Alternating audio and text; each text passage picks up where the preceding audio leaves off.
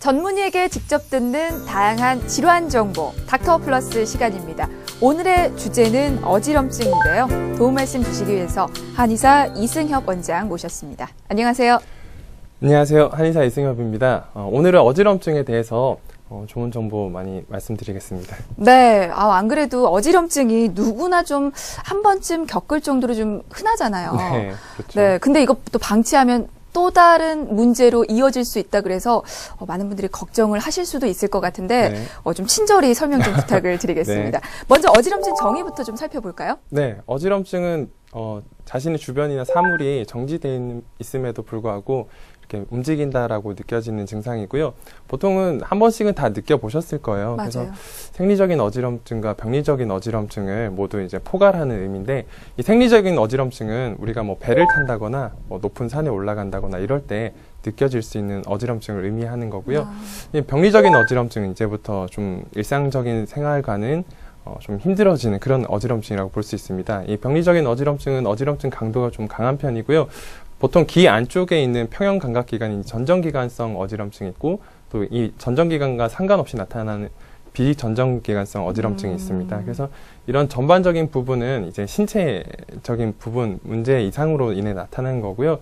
그래서 대부분은 이제 어지럼증이 나타나시면 당황을 하시는데, 그 정확한 증상들을 파악하고 판단해서 진료하는 것이 중요합니다. 네, 생리적인 어지럼증과 병리적인 어지럼증으로 나뉜다고 하셨는데, 그러면 병리적인 어지럼증은 그러니까 병으로부터, 질환으로부터 발생된 거죠? 네, 맞습니다. 이 병리적인 어지럼증은 일반적으로 이제 일상생활이 좀 불가능해질 정도로 강도가 강한 경우들이 많고요. 네. 그래서 보통 병원을 찾으시는데, 사실 우리나라에서는 어지럼증을 전문적으로 치료하는 곳이 많지 않기 때문에 네. 좀 많이들 힘들어 하시죠. 맞아요. 어디를 찾아야 될까 좀 고민하시는 분들도 계실 것 같아요. 네. 그러면 그러면 이렇게 병리적, 생리적으로 나뉜다면 이 어지럼증 자체가 증상이 아니라 질환입니까?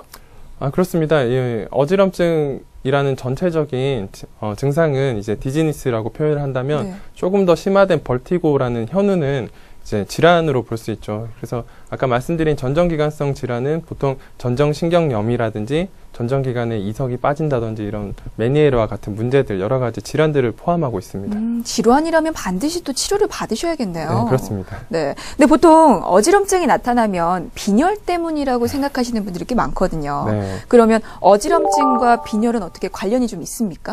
물론 관련은 있죠. 다만 이제 이 뭐 철분 회사의 CF로 인해서 좀 확대 해석이 된 부분들이 있고요. 그래서 어지럼증 하면 보통 다 이제 철분 부족이다라고만 생각하시고 네. 철분 영양제를 다 섭취를 하시는데, 실제로 철분이 부족해서 나타나는 부분들은 많지는 않습니다. 최근에는 뭐 영양적인 결핍이 그렇게 많지는 않은 편이고요. 따라서 이제 뭐 이런 생리를 아주 심하게 하거나 임산부가 아닌 이상은 철분으로 철 결핍성으로 인한 빈혈은 많지 않은 편이고요. 오히려 다른 어지럼증의 범위가 훨씬 더 대다수를 차지하는 편이죠. 다른 어지럼증의 범위라. 그러면 그 원인을 좀 말씀을 해주시는 게 좋을 것 같아요. 예, 일단 가장 흔한 경우가 어지럼증과 관련된 부분이 우리 귀 안쪽에 네. 평형감각기관이 전정기관입니다. 이 전정기관에서 나타나는 어지럼증도 전정신경염, 전정기능 저하증, 메니에르, 이석, 이런 여러 가지 증상들이 있고요. 이 전정기관 이외에도 우리 몸의 전반적인 부분에 스트레스 호르몬을 방출하는 부신 기능이 떨어지면 이제 기립성 현운과 같이 갑자기 누웠다가 일어날 때 핑 하고 도는 어지럼증이 맞아요. 나타날 네네. 수 있고요. 전체적인 이런 증상들이 이제 시각이나 전정기관이나 고유감각이 다 통합해서 나타나는 부분이 우리 일상생활을 담당하는데, 네. 이런 부분 중에 하나가 무너지면 어지럼증이 발생할 수 있는 거죠. 혹시 또 다른 원인이 있습니까? 다른 원인은 좀 더 이제 살펴보면 이런 뇌 안쪽의 문제, 그러니까 흔히들 걱정하셔서 MRI나 CT를 많이 촬영을 해보시는데, 네. 직접적으로 뇌출혈이나 이런 뇌 종양으로 인한 어지럼증도 있는데, 그거는 사실은 많은 편은 아니에요. 그래서 대다수 이제 갑자기 강한 어지럼증이 나타나게 되면 큰 병원을 찾아서 이제 MRI를 찍어보는데, 실제로는 아무 이상이 없다라고 나타나는 경우들이 굉장히 많고요. 그런 경우라면은 보통 대부분 전정기관 어지럼이라고 좀 생각을 하셔도 무방한 정도입니다. 그러면 전정기관과 관련 있는 어지럼증과 그리고 기립성 현우증은 어떤 차이가 있습니까? 예, 경동맥, 기립성 현운 같은 경우는 우리가 누워 있다가 갑자기 일어나게 되면 머리 위치가 심장보다 위쪽으로 위치하지 않습니까? 네네. 그래서 경동맥의 이런 압력 수용체가 순간적으로 기능을 해서 혈압을 뭐 10에서 한 20 정도 강하게 그래서 이제 뇌로 가는 동맥의 혈류량을 좀 늘려주는 편인데 우리 몸이 지쳐버리면 그러니까 쉽게 얘기하면 부신 피로, 만성 피로가 있으면 네. 이런 경동맥 압력 수용체가 기능을 제대로 발휘를 못하게 돼요. 그래서 누웠다가 갑자기 섰는데도 똑같은 혈압을 유지하게 되니까 네. 어지럼증이 더 생기는 거죠. 그래서 심한 경우는 뇌허혈과 비슷한 증상, 그러니까 굉장히 암흑 속에 갑자기 순간적으로 들어간 것과 같이 핑 도는 느낌이 생길 수 있고요.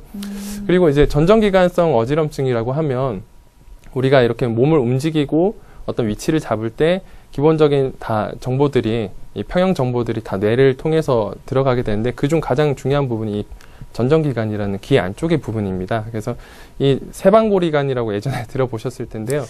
글쎄요. 네, 뭐 달팽이관은 들어보셨죠? 네. 예, 달팽이관은 이제 청력을 담당하는 곳이고 그 옆에 이제 전정기관이라는 곳은 평형 감각을 담당하는 곳인데 이곳의 기능이 좀 떨어지게 되면 어지럼증이 많이 발생할 수 있습니다. 그래서 그 종류도 사실 전정신경염이나 전정기능 저하증, 뭐 이석증 많이 있는데 뭐 이석증 같은 경우는 갑자기 이 전정기관 안쪽에 이석이라는 작은 칼슘 덩어리가 빠져서 굉장히 빙글빙글 도는 어지럼증 양상으로 나타날 수 있고요. 전정신경염은 이제 뭐 감기와 같이 바이러스 질환 이후에 염증이 좀 파급이 되면서 나타나는 어지럼증일 수 있습니다. 어지럼증이라는 건 똑같은데 뭐 발생 원인이 좀 다른 거네요. 그런데 어지럼증 양상도 약간씩은 좀 차이가 있죠. 아, 네. 그래요. 알겠습니다. 네. 그러면 어지럼증은 남성과 여성 중에 어떤 분들이 좀 더 많이 발생하나요? 네, 일단 이석증 같은 경우는 50대 여성에게 좀 빈번하게 발생을 한다고 네. 나와 있고요. 이제 아무래도 그 이석이라는 칼슘 덩어리가 이렇게 제자리에서 빠져나오는 건데 네. 이 여성분들이 골다공증이 좀 많지 않습니까? 그래서 골다공증 많으신 분들 이석증도 조금 높다라고 결과가 보고되고 있고요. 그래서 50대 여성에게 좀 빈번한 걸로 나오고 비율은 거의 한 남녀 비율이 1대2 정도 여성이 조금 높은 걸로 나오고 있습니다. 그리고 전정신경염은 사실 뭐 남녀 비율은 거의 비슷한 반면에 30, 40대에서 많이 호발을 하고요. 최근에는 뭐 스트레스가 좀 높아지는 상황이기 때문에 나이 어린 친구들도 그리고 연세 많으신 분들도 많이 발생을 하죠. 일단 두 가지 질문이 좀 떠오르는데요. 일단은 연령층이 따로 있습니까, 그러면? 이석증 같은 경우는 10대에는 거의 발생을 하지 않는다고 나와 있어요. 네. 그래서 뭐 이렇게 축구공에 헤딩을 하다가 머리가 갑자기 압력을 받은 경우가 아니라면은 거의 나타나지 않았고 실제로 한 명 정도 이외에는 이석증을 10대에서는 본 적이 없는 것 같고요. 네. 나머지 연령대에서는 뭐 대체적으로 좀 중장년층이 많이 발생하는 편이고요.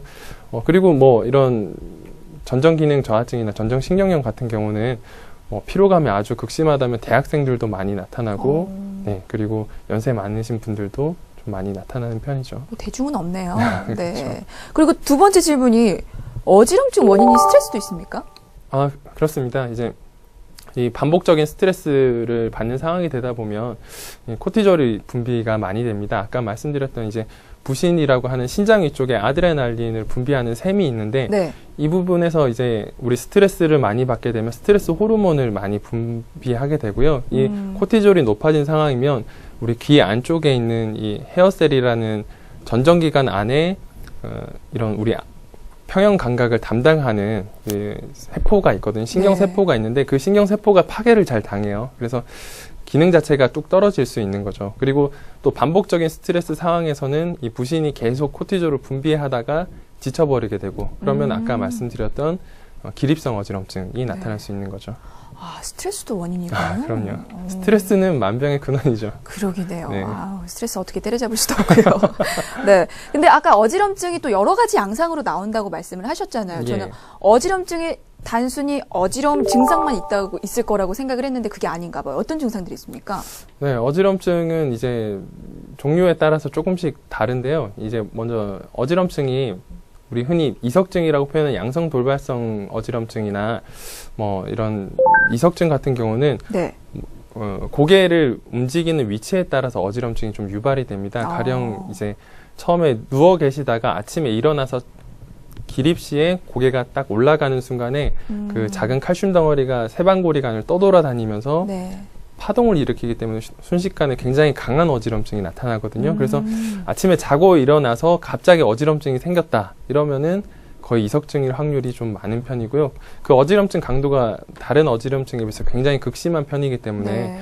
안구가 정지가 되어 있지 않고 계속 회전성으로 나타나거든요. 그러니까 본인은 사물이 빙글빙글 도는, 자고 일어났더니 세상이 돌더라 이러면 거의 이석증이라고 볼 수 있고요. 네. 이석증은 기본적으로 좀 굉장히 극심한 어지럼증이기 때문에 보통 앰뷸런스를 타고 큰 병원에 가십니다. 그래서 MRI 촬영을 하시는데 뇌에는 문제가 없다라고 나오죠. 알겠습니다. 다른 질환에 따라서 또 여러 가지 증상들이 나타납니다. 설명을 좀 부탁을 드릴게요. 기본적으로 이제 어지럼증 양상이 그 이석증의 양성 돌발성 현운도 있고요. 네. 전정기관 기능 저하증이 있는데 한쪽 전정 신경 저하증이 나타날 수 있습니다. 그래서 네. 우리 이 전정기관은 귀 안쪽에서 양측으로 이렇게 시소처럼 자리를 하고 있는데 한쪽 기능이 떨어지게 되면 시소가 기울어진 양상이 나타날 수 있겠죠. 네. 그래서 이런 경우는 회전성으로 어지럼증이 나타날 수 있고요.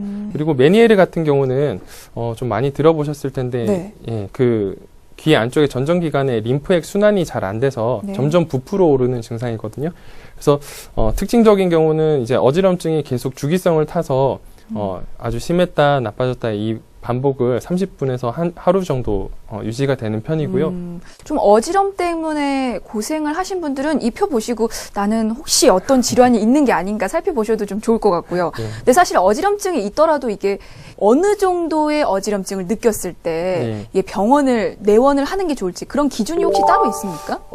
정확한 기준이 따로 있는 건 아닌데 대략적으로 생각을 하실 때 아주 극심한 어지러움으로 인해서 일상생활이 좀 힘들다. 그리고 빙글빙글 도는 듯한 어지럼증이다. 라면은 병원을 내원하시는 게 좋고요. 네. 또 강하진 않더라도 반복적으로 계속해서 나타나는 경우, 이때는 이제 진행되는 과정일 수 있기 때문에 2주 정도가 유지가 된다면 병원을 내원하시는 게 조금 더 좋겠죠. 일시적이라고 하면 2주 정도 지속적으로 매일매일 나타나는 걸 말씀하시는 거죠? 네, 그 정도 나타난다면 사실은 병리적인 어지럼증일 가능성이 많고, 이 어지럼증이 너무 빈번하게 발생해서 한 번 나타나더라도 좀 강하게 나타난다. 근데 이게 일주일에 한 두세 번 나타난다. 이럴 때도 사실은 조금 더 진행되기 전에 진료를 먼저 받아보고 정확한 상태를 파악하고, 그러고 나서 이제 치료에 대한 부분을 결정하시는 게 조금 더 좋으세요. 일주일에 두세 번까지도 좀 네. 의심을 해보셔야 되고요.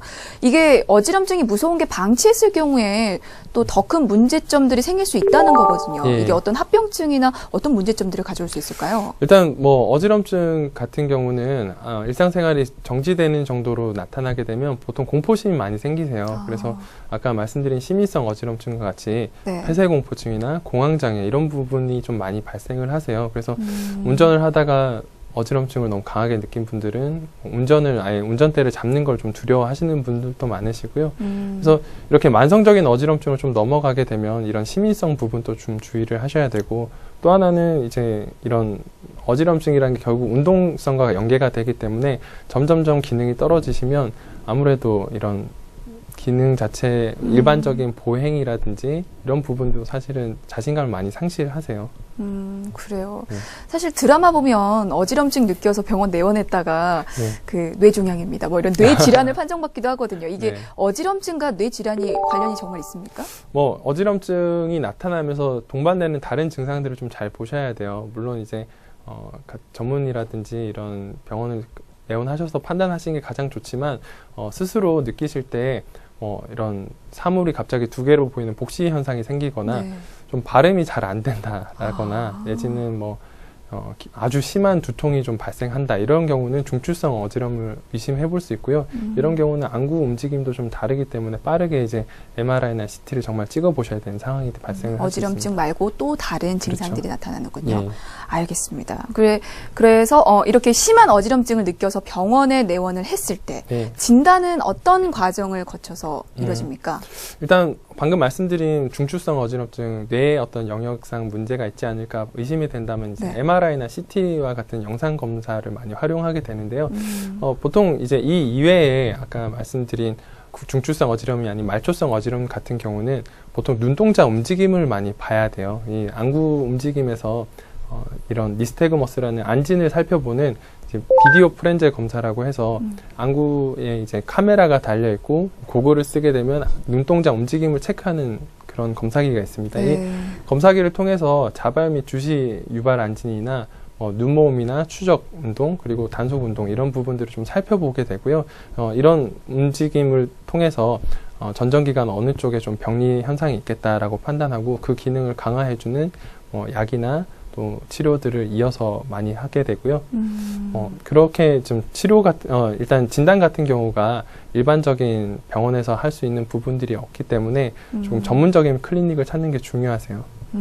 그러면 진단을 받고 나서 치료는 어떤 치료법들이 있습니까?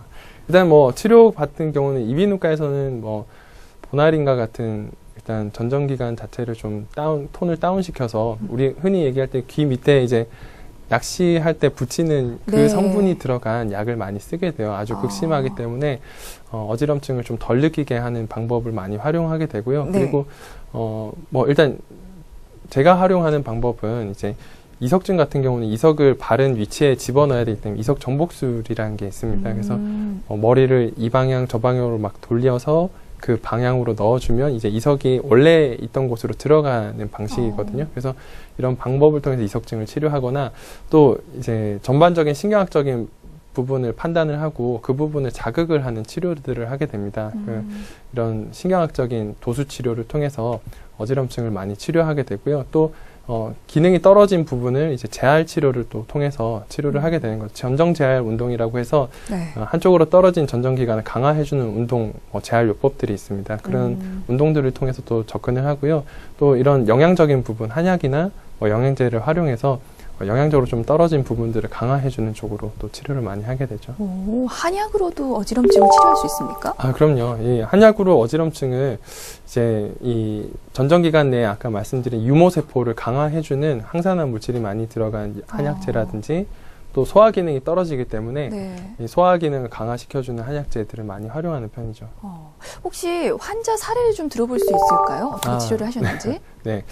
일단 어지럼증 때문에 아주 고통을 받던 50대 여성분이 계셨는데요. 이분이 이제 유명한 이비인후과에 내원해서 여러 가지 할 수 있는 검사는 다 받았었는데 좀 그 치료가 잘 되지 않으셨던 모양이에요. 그래서 그 좀 아주 오래 진행이 되다 보니까 우울증이나 폐쇄공포증까지 경험을 많이 하셔서 힘든 상황에서 좀 내원을 하셨어요. 근데 이제 그 환자분께 이제 신경학적인 방식으로 검사하고 치료를 병행해서 한 2달여간 꾸준히 치료를 했더니 어지럼증이 완전히 해소되시고 또 심리적인 공포증이나 우울감도 많이 해소가 되셨어요. 그래서 어지럼증 치료 같은 경우는 정확히 진단하고 또 정확한 치료가 들어가면 그렇게 어렵지는 않습니다. 다만 이제 그 과정 내에서 환자분이 조금 더 스스로가 직접적으로 몸을 움직여서 운동을 해야 되고 또 열심히 음식 조절이라든지 한약이나 이런 부분 섭취를 또 하셔야 되기 때문에 노력하는 부분들이 조금 계속 힘드실 수는 있지만 치료를 열심히 하시면 어렵지는 않으세요. 나으려면 환자분들의 노력이 무엇보다 중요하죠. 그럼요. 근데 한의사시잖아요. 그러면 치료를 해주신 게 한의학적 치료법인가요? 한의학적인 치료법도 있고요. 요즘은 이제 이런 신경학적인 부분하고 한의학에서 말하는 추나랑 좀 결합해서 하는 치료들이 많이 있습니다. 그래서 이런 치료법들은 단순히 이제 한의학적인 부분뿐만 아니라 여러 가지 대체의학과 결합해서 하는 부분들이 좀 많이 발생을 하고요. 그래서 일단 이런 전반적인 부분에서 경추의 교정이라든지 또 턱관절 그리고 두개골 전반적인 교정술도 많이 활용을 하게 되고요. 또 전정기관을 자극해서 재활하는 운동법들도 여러 이제 전정학회 미국이나 이런 부분에서 많이 좀 개발되고 또 학회가 널리 퍼지고 있는 상황입니다. 그래서 그런 방법들을 차용해서 환자분들께 적용을 하죠.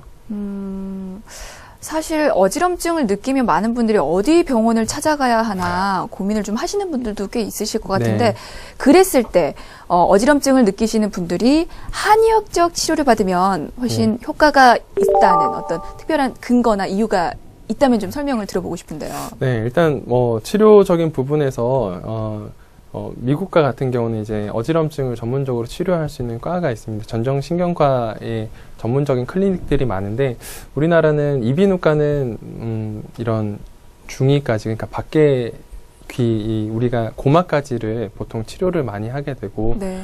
또 신경외과나 이런 부분은 또 어지럼증과 관련된 부분이 조금 공석인 상태라고 볼 수 있어요. 그래서 환자분들이 조금 혼란을 겪으실 수 있는데 뭐 한의학이기 때문에 더 우수하다기보다는 이런 부분을 정확하게 판단할 수 있다면은 가장 좋은 클리닉이 될 거고요. 또 이런 부분에 적극적으로 치료하는 방법을 도입한 클리닉이라면 좀 더 도움이 되지 않을까라는 생각이 됩니다. 치료받으면 완치는 가능합니까? 아, 그럼요. 완치 가능하시고요. 네. 일상생활 다 잘 하고 계시다고 연락이 오세요. 아, 그래요. 연락까지 주시고. 혹시 생활 속에서 이렇게 어지럼증을 예방할 수 있는 어떤 습관 같은 거 있으면 몇 가지 소개를 해주실까요? 네, 일단 아까 말씀드린 스트레스 부분이 네. 굉장히 또 중요할 수 있어요. 그래서 너무 스트레스를 많이 받으시는 게 좋지 않은데 그냥 스트레스 받지 말라 하면 좀 굉장히 큰 네, 광범위하잖아요. 무책임한, 네. 그래서 우리 몸이라는 거는 기본적으로 수면이 부족해도 스트레스, 감정적인 부분이 또 발생을 하더라도 스트레스가 될 수 있고 또 이런 시기가 공복 상태가 오래 이어지면 또 스트레스로 인식을 하게 됩니다. 네. 그러니까 공복이 너무 길지 않게 잘 영양적인 부분 섭취하시는 게 중요한데 그 영양적인 부분도 사실은 생각보다 열량은 많지만 영양은 또 부족한 부분들이 많으세요. 그래서 녹황색 채소라든지 뭐 생선이나 고기나 이런 부분은 충분히 섭취하시는 게 중요하고요. 네. 또 충분한 수면 습관도 굉장히 중요할 수 있습니다. 그리고 우리가 움직이지 않으면 기능이 퇴화하거든요. 그리고 관절이나 이런 부분과 마찬가지로 평형 감각도 역시 움직이지 않으면 기능이 좀 떨어집니다. 그러니까 네. 충분한 운동들이 일주일에 3번 이상은 1시간씩 하시는 게 중요하겠죠. 운동은 어떤 운동이 좋습니까? 일단 유산소 운동 다 좋습니다. 조깅이나 수영이나 다양한 운동들이 다 도움이 될 수 있고요. 특히 이제 너무 편측성 운동보다는 양측성 운동, 양측의 뭐 사지 관절을 다 활용하는 기본적인 운동들이 조금 더 도움이 되실 수 있죠. 네. 영양 균형을 맞춰야 된다고 말씀을 하셨어요. 그래서 녹황색 채소나 생선이 좋다고 말씀하셨는데 혹시 피해야 할 어떤 음식도 있습니까? 피해야 될 음식은 우리가 흔히 쉽게 섭취할 수 있는 인스턴트 음식들이 되겠죠. 뭐 화학 조미료가 많이 들어간 것뿐만 아니라 쉽게 혈당이 오르게 되거든요. 뭐 밀가루나 설탕 이런 부분들은 쉽게 혈당이 올랐다가 우리가 또 혈당을 낮춰줘야 되기 때문에 과다하게 인슐린이 또 분비가 되고요. 그러면 또 혈당이 저혈당이 됩니다. 이때 우리 부신이 코티졸을 또 분비를 해야 돼요. 저혈당이기 때문에 또 스트레스라는 상황으로 인식을 하게 되거든요. 그러니까 2차적으로 또 일을 해야 되는 거죠. 그러니까 기본적인 이런 음식들을 좀 뭐 인스턴트 음식이라든지 튀김이나 빵이나 국수 이런 밀가루 음식들을 좀 제외를 하시고 시기를 조금 보다 자연식품, 가공식품이 아닌 자연식품에 가까운 섭취를 하신다면 훨씬 더 도움이 많이 되실 거예요. 네, 뭐 질환마다 피해야 할 음식들은 다 비슷한 것 같아요. 네, 맞습니다. 네. 그럼 녹황색 채소나 생선 말고 섭취하면 좋을 도움이 되는 음식은? 항상 말씀 많이 드리는데 이제 공복 상태가 너무 길어지는 게 좋지 않으니까 견과류와 같은 이런 음식들이 굉장히 도움이 많이 되세요. 그래서 중간중간에 견과류 섭취를 하신다면은 오메가3도 풍부하고 이런 불포화 지방산뿐만 아니라 단백질이라든지 여러 가지 비타민도 섭취를 하실 수 있고요. 그 외에도 좋은 음식들은 굉장히 많습니다. 그럼 끝으로 어지럼증을 예방하고 극복하는 데 도움이 될 한마디 좀 남겨주신다면요?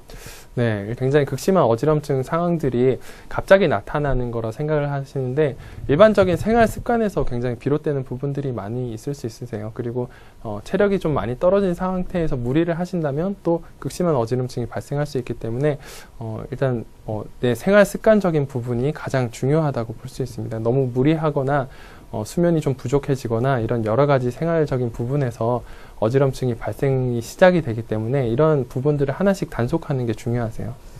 알겠습니다. 네.